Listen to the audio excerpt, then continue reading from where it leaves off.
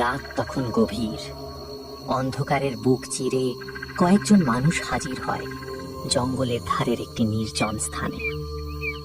কর্তা, এই মালটাকে এখানে ফেলে দিই? না না, এখানে না, কেউ দেখে ফেলবে এখানে আমাদের। আরে ওস্তাদ, এই রাতের বেলা আমাদেরকে কে দেখবে বলো তো? সকলেই তো নাকে সর্ষে তেল মেরে ঘুমাচ্ছে।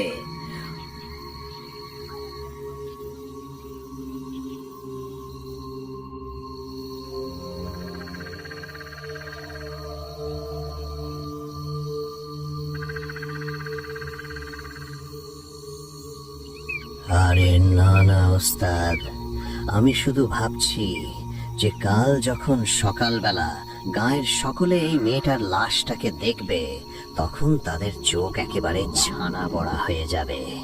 তবে সেটা যে কাদের কীর্তি সে কেউ বলতে পারবে না। তাদের সামনে পড়ে থাকবে বছর 16-র একটি গ্রাম্য মেয়ের নিথর বিকৃত মৃতদেহ।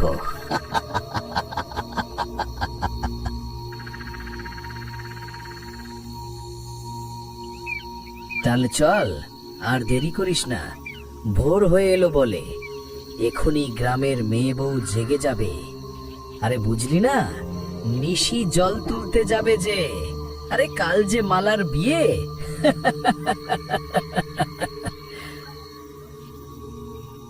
কথাটা শুনেই উপস্থিত দলের প্রত্যেকে একটা চাপা হাসি হেসে উঠল। তারপর ধীরে ধীরে পাশের অন্ধকার জঙ্গলে মিলিয়ে গেল।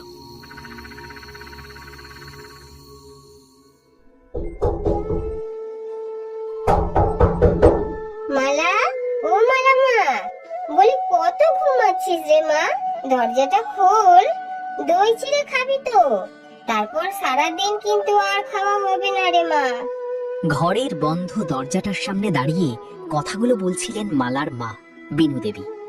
তার হাতে ধরা ছিল দই চিড়ের পাত্র।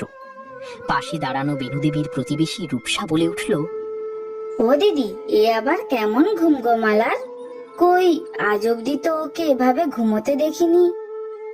ঠিক সেই সময় বাইরে একটা শোরগোল ওঠে। তাড়াহুড়ো করে একজন ঘরে ঢুকে বেনুদেবীর হাত ধরে প্রচন্ড আতঙ্কের সঙ্গে ঝাঁকিয়ে বলে, বৌদি, ও বৌদি, মালা যে আর ঘরে নেই গো বৌদি। পিছনের দরজাটা খোলা আর মালার শরীরটা ওই পিছনের বাগানে পড়ে আছে গো বৌদি। কথাটা বেনুদেবীর কানে যেতেই তার মাথাটা সামান্য দুলে উঠল।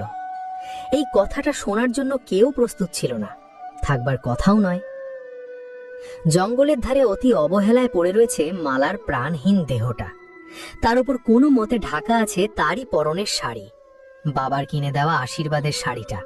কিন্তু সেই শাড়ি এখন শতচ্ছিন্ন হয়ে কাল রাতে মালার সাথে ঘটে যাওয়া সেই অকথ্য নৃশংসতার নীরব কাহিনী বর্ণনা করছে যেন।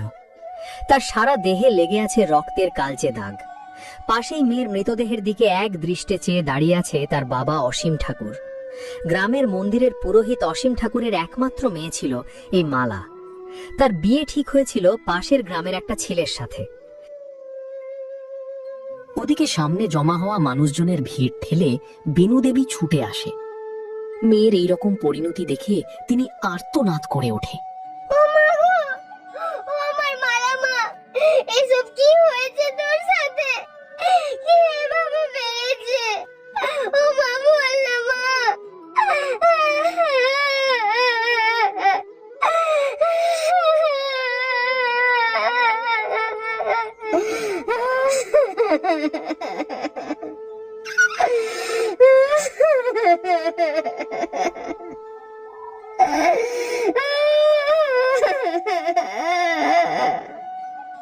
তারপর অসীম ঠাকুরের দিকে তাকিয়ে উঠে দাঁড়ায়।